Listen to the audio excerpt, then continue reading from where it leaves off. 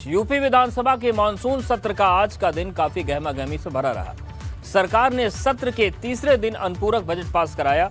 कुल 7,301 करोड़ 51,58,000 रुपए के इस अनुपूरक बजट को 2022 के चुनाव का बड़ा दाव माना जा रहा है। इसमें योगी सरकार ने प्रदेश के 7.85 लाख यानी कि 7,85,000 कार्मिकों का मानदेय बढ़ाने का इंतजाम कर उन्हें सौगात दी है। और इस बजट में युवा, किसान, गांव, इंफ्रास्ट्रक्चर का ख्याल रखा गया है। साथ ही अयोध्या, काशी को लेकर भी राशि दी गई है। यह अनुपूरक बजट मूल बजट का करीब 1.33% है और इस पर सदन में लंबी चर्चा पर आज सीएम योगी ने जवाब दिया। विपक्ष के एक एक आरोप का सीधा जवाब दिया गया, हर आरोप का हिसाब किया। सीएम योगी के विपक्ष को लेकर तेवर काफी तीखे थे। इसमें 2022 की ललकार भी दिखी। तो अनुपूरक बजट में देखिए क्या है। बुंदेलखंड एक्सप्रेसवे के लिए 100 करोड़ दिए गए हैं। बलिया लिंक एक्सप्रेसवे के लिए 50 करोड़ का इंतजाम किया गया है। बिजली कंपनियों के घाटे की भरपाई के लिए 1500 करोड़ की राशि है। स्वच्छ भारत मिशन के तहत 200 करोड़ रुपए का इंतजाम किया गया है। मानदेय जो है कर्मियों को वो सौगात दी गई है, मानदेय में इजाफा हुआ है। 7,85,000 मानदेय कर्मियों के लिए करीब बढ़ोतरी की गई है। और अनुपूरक बजट पास हुआ। इस दौरान जो सदन में चर्चा हुई उस पर मुख्यमंत्री ने आरोपों का, सवालों का जवाब दिया और कई मामलों पर विपक्ष को जमकर उन्होंने घेरा भी।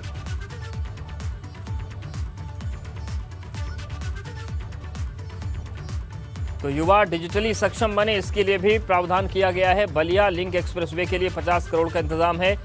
बिजली कंपनियों के घाटे की भरपाई को लेकर 1500 करोड़ रुपए का प्रावधान इस अनुपूरक बजट में किया गया है। जो मूल बजट है उसका 1.33% यह अनुपूरक बजट है। और चुनावी चमक इसमें दिखती है क्योंकि तमाम ऐसी चीजें हैं, ऐसे प्रावधान किए गए हैं जिसका असर चुनाव पर भी पड़ सकता है। जैसे कि 7,85,000 जो मानदेय कर्मियों का मानदेय बढ़ाया गया है, निश्चित तौर से उनकी खुशी होगी। अयोध्या, काशी के लिए भी खजाना खोला गया है।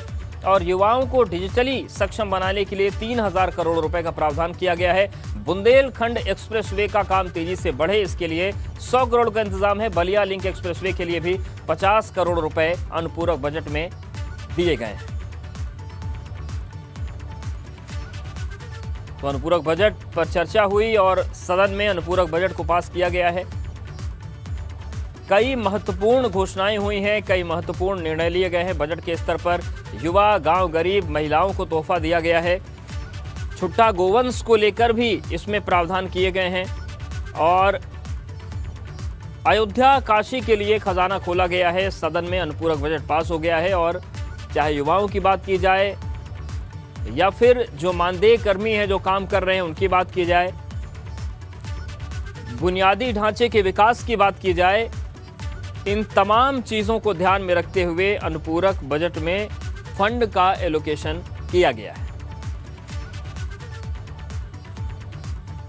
तो सदन में अनुपूरक बजट पास हो गया है। यूपी के अनुपूरक बजट में हर वर्ग का ख्याल रखा गया है और कोशिश की गई है कि तोहफा इस तरीके से दिया जाए कि सभी का कल्याण हो। और जब एक बड़े वर्ग तक खुशी पहुंचेगी तो उसका निश्चित तौर से चुनाव में फायदा मिलेगा।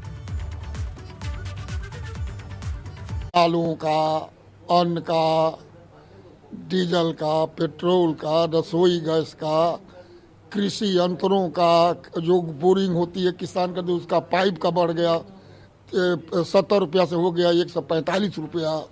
बिजली का रेट बढ़ गया, चाहे गांव का हो चाहे ट्यूबवेल का हो, सब चीज बढ़ गया। हर दवाई का दाम बढ़ गया 1.5 दूना। कहाँ जवाब दे पाए? 2 दवाई का दाम केवल का है, मैंने कम से कम 25 दवाइयों का उल्लेख किया। महंगाई चरम सीमा पर है। पेट्रोल डीजल का दाम बढ़ रहा है, गैस का, आप रसोई गैस का दाम देखिए 950 के पार पहुंचने वाला है। आम आदमी के मुंह से निवाला छीनता जा रहा है। सब्जी, खाद्यान्न पदार्थ के सामान, तेल, तिलहन सब महंगा होता जा रहा है। लेकिन किसानों के लिए सरकार के पास कोई योजना नहीं है। माननीय वित्त मंत्री जी ने अपने बजट भाषण में कहा कि 3,000 करोड़ रुपए युवाओं के रोजगार पे खर्च किए जाएंगे। हर साल 70 लाख युवाओं को रोजगार देने की बात सरकार ने की थी। रोजगार तो नहीं दे पाई, पर रोजगार जो था भी उसको वो छिन गया। और जब जवाब मांगा गया सरकार को से तो सरकार ये नहीं बता पाई कि ये जो 4 लाख का रोजगार देने की बात सरकार ने की, जिसका प्रचार प्रसार हो रहा है, वो कहां दिया गया, किनको दिया गया, कब दिया गया। और विपक्षी नेताओं ने सरकार को महंगाई, रोजगार, कोरोना प्रबंधन से लेकर किसानों के मुद्दे पर जमकर घेरा था। महिला सुरक्षा को लेकर प्रदर्शन हुए थे। इसका जवाब देते हुए मुख्यमंत्री योगी ने तमाम आरोपों पर तीखा पलटवार किया है।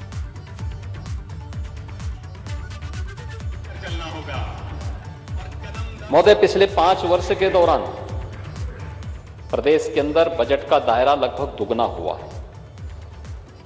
2015-16 में लगभग 2.5 लाख करोड़ रुपए का बजट आता था। 19 करोड़ की आबादी का राज्य था।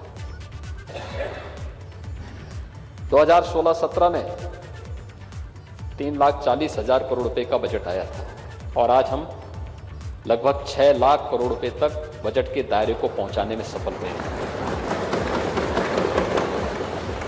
यानी बड़ी सोच, बड़े कार्य, तो बजट का दायरा भी बड़ा होगा। 24 करोड़ की आबादी और प्रदेश का बजट 2 लाख 3 लाख करोड़ का हो तो ऊंट के मुंह में जीरा। और यह पहले सोच थी नहीं, संकीर्ण सोच थी। तो संकीर्ण सोच से विराटता की कल्पना नहीं की जा सकती थी। लेकिन प्रदेश के अंदर बिना किसी भेदभाव के, न जाति, न मत, न मजहब, न क्षेत्र, न भाषा, बिना किसी भेदभाव के सबका साथ, सबका विकास और सबका विश्वास, इस भाव के साथ जो कार्यक्रम किए उसका परिणाम है कि विकास बजट का दायरा बढ़ा। कि उत्तर प्रदेश आबादी का देश का सबसे बड़ा राज्य है, लेकिन अर्थव्यवस्था में हम कहां हैं? क्योंकि आज जिस युग में हम जी रहे हैं अर्थव्यवस्था प्रधान व्यवस्था है। कहां हैं हम लोग? 15-16 में देश की 6ठी अर्थव्यवस्था थी, आबादी में नंबर 1, दंगों में नंबर 1 पर होता था। जातीय दंगे होते थे, सांप्रदायिक दंगे होते थे, भ्रष्टाचार में नंबर 1 पर था, विकास में सबसे पीछे था, गरीब कल्याण की कोई बात ही नहीं करता था, अर्थव्यवस्था में 6 नंबर पर थे। और मात्र इन 4.5 वर्षों के दौरान जो परिश्रम हुआ है उसका परिणाम है कि उत्तर प्रदेश आज देश की नंबर 2 की अर्थव्यवस्था बनी है। जिन पहुंचाने का काम हुआ है सौभाग्य योजना के अंतर्गत, और इस कार्यक्रम को बहुत तेजी के साथ आगे बढ़ाया गया। इसमें भी कोई भेदभाव नहीं हुआ। ये हिंदू का है, ये मुसलमान का है, ये फलानी जाति का है, ये फलानी जाति का, ये भी नहीं देखा गया। ये हमारा समर्थक है, ये विरोधी है, ये भी नहीं देखा गया। सब हमारे हैं। उत्तर प्रदेश हमारे लिए तो उत्तर प्रदेश परिवार है। हमारे लिए वो संकुचित छोड़ सोच नहीं है कि हम एक परिवार को लेकर के चलें, फिर उसका जो है गीत गाने लग जाएं, वही सब हो जाए। हमारे लिए पूरा उत्तर प्रदेश परिवार है। 24 करोड़ लोग हमारे परिवार के हिस्से हैं, इसलिए विकास होगा तो सबका होगा। अयोध्या की तरफ लोग झांकते नहीं थे, आज तो हर व्यक्ति कह रहा है कि राम तो हमारे भी हैं।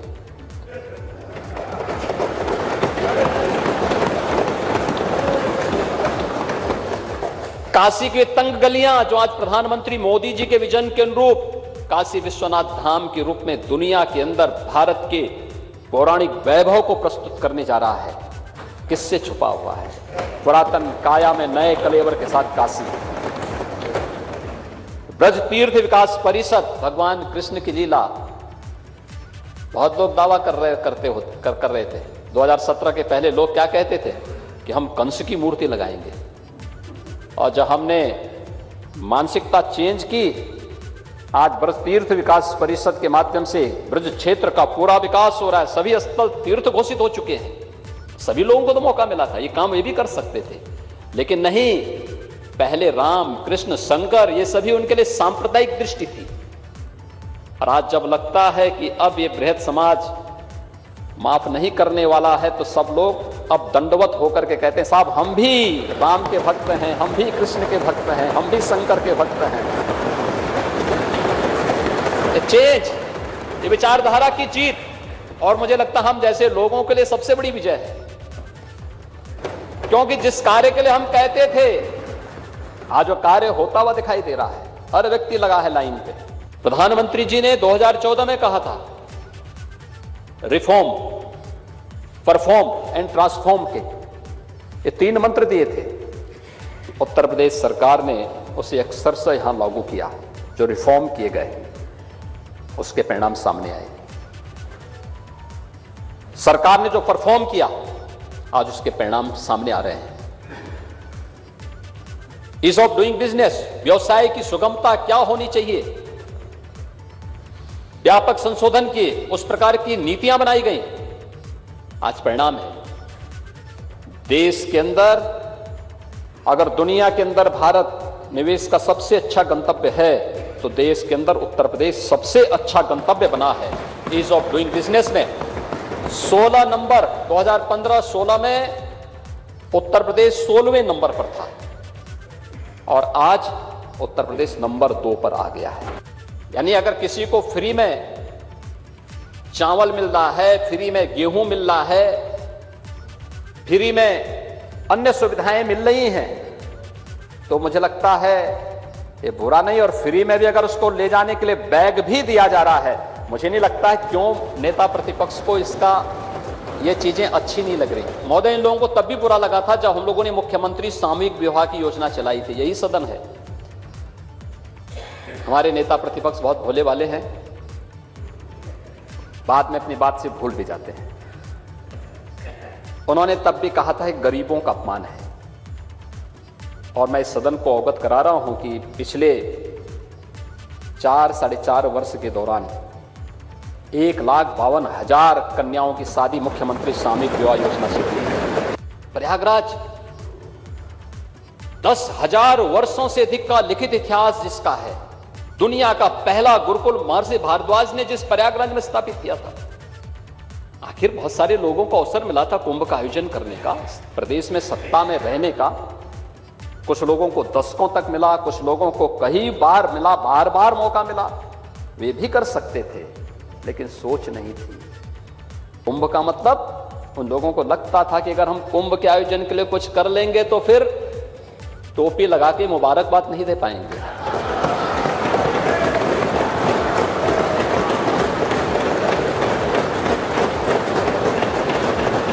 आज ये टोपियां उतर गई हैं सबकी, आज सब गायब, क्योंकि कुंभ ने सबको ढक दिया है। अध्यक्ष जी, तालिबान का समर्थन कर रहे हैं कुछ लोग। महिलाओं के साथ क्या क्रूरता बरती जा रही है वहां पर,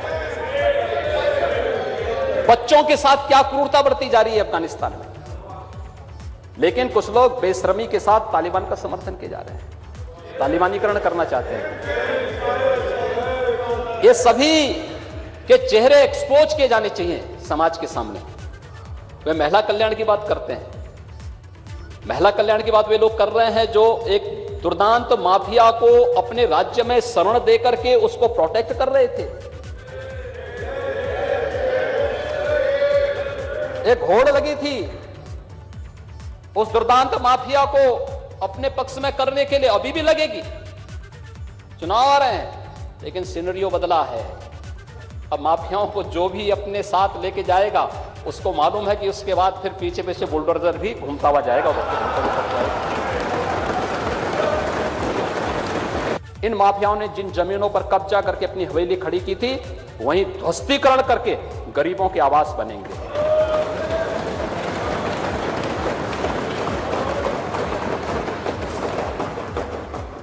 एक गरीब जाएगा वहां पे, एक गरीब रहेगा वहां पे, एक दलित रहेगा वहां पर। यह है सामाजिक न्याय। इन माफिया और अपराधियों को सिर में ढो करके हमारी सरकार नहीं चली है। कोरोना कालखंड के दौरान सभी विपक्षी नेता होम आइसोलेशन में थे, भगवान करे होम आइसोलेशन में रहे।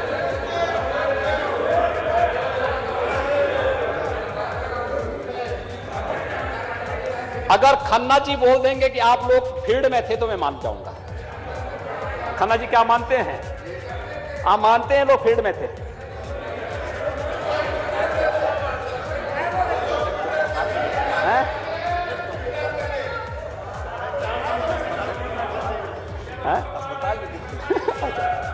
देखिए वो कहते हैं, वो कह रहे ज्यादातर लोग तो हॉस्पिटल में थे तो कहां फील्ड में रहते।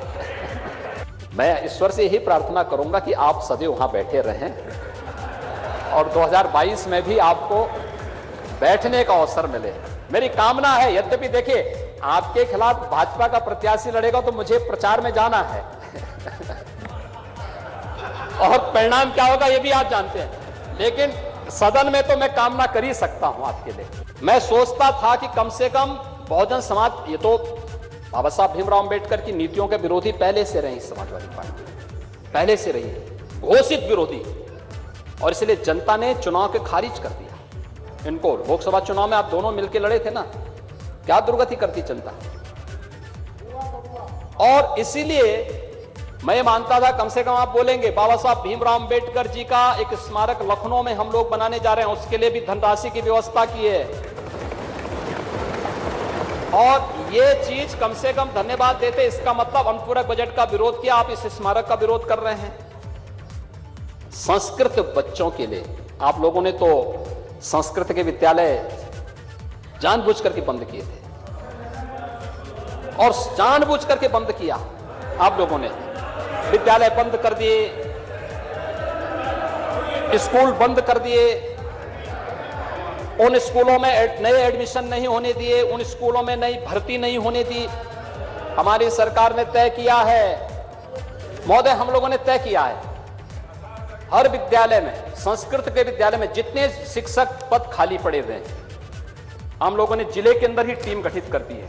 प्रबंधक की अध्यक्षता में जिले के अंदर की टीम तत्काल उन शिक्षकों की मानदेय पर पहले चरण में भर्ती की प्रक्रिया को पूरा करे और उसमें कहीं कोई कोताही न बरती जाए।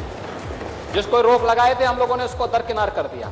दूसरा, संस्कृत विद्यालयों में पढ़ने वाले बच्चों के लिए व्यवस्था, उनको किसी प्रकार की सुविधा नहीं मिल पाती थी, उन बच्चों के लिए भी सरकार ने एक स्कॉलरशिप की व्यवस्था की है और उसका प्रावधान भी इसमें आज किया जा रहा है।